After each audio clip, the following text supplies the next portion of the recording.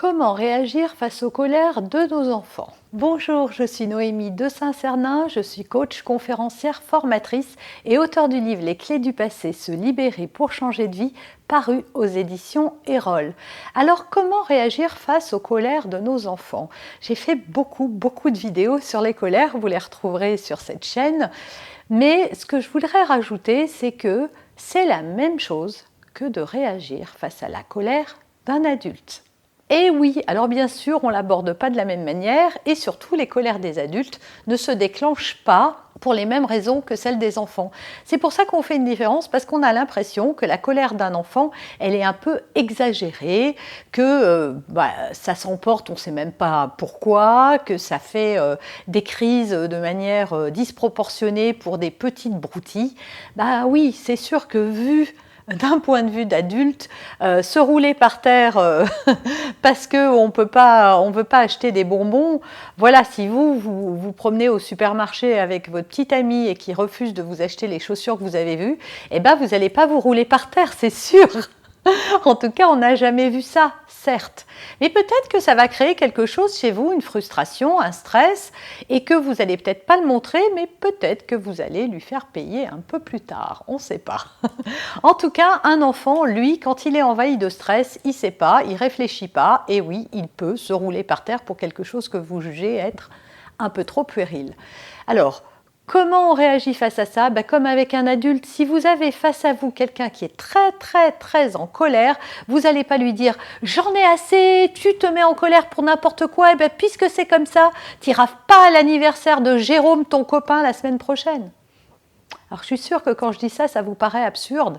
Alors est-ce que vous pensez que ça va calmer la personne? Est-ce que vous pensez que si vous êtes en colère et qu'on vous crie dessus encore plus fort, ou qu'on essaye de vous raisonner en vous disant non mais tu ne vas pas te mettre en colère pour si peu de choses, vous allez arriver à vous apaiser? Est-ce que ça va vous faire du bien? Eh bien non, la réponse est 3 fois non.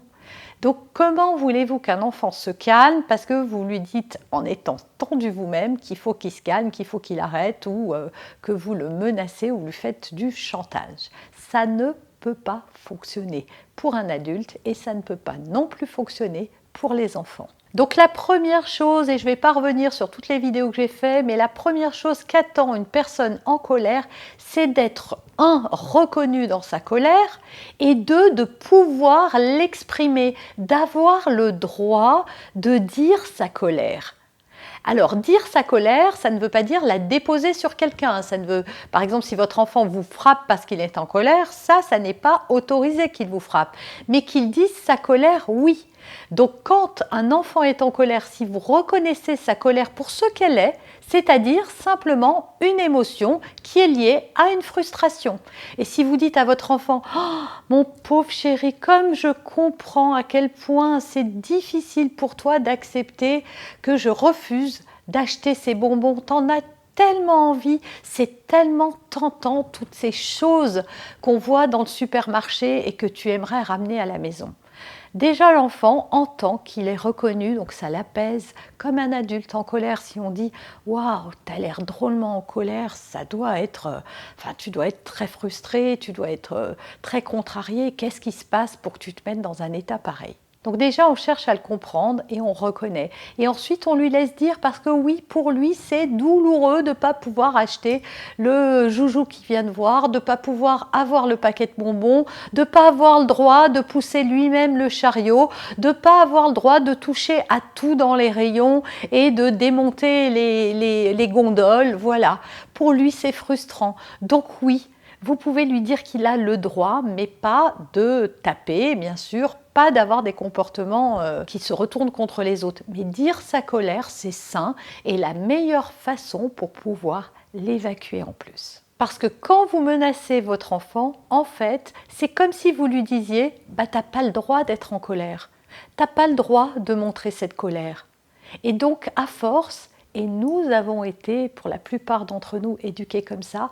À force, on va masquer nos émotions, on va cacher et taire cette colère en se disant qu'elle n'est pas conforme, on va chercher à plaire aux autres et donc on va nier ses émotions et donc se nier. Et plus tard, à l'âge adulte, on aura du mal à s'affirmer, on aura du mal à avoir confiance en nous, on aura du mal à ressentir, on aura du mal à accepter nos émotions. Et croyez-moi, en tant que coach, je peux vous dire, et les psychologues vous diront la même chose, que la plupart des problèmes humains, et même la très grande majorité des problèmes humains, sont émotionnels. Donc plus tôt on apprend à gérer ses émotions, et mieux on se porte, et mieux le monde se portera lui aussi. Voilà, j'espère sincèrement que cette vidéo vous aura plu et vous aura aidé à avoir un autre regard sur la colère de vos enfants. Si vous l'avez aimé, en complément, vous êtes libre de télécharger mon e-book. Tous les liens sont indiqués autour de cette vidéo dans la description.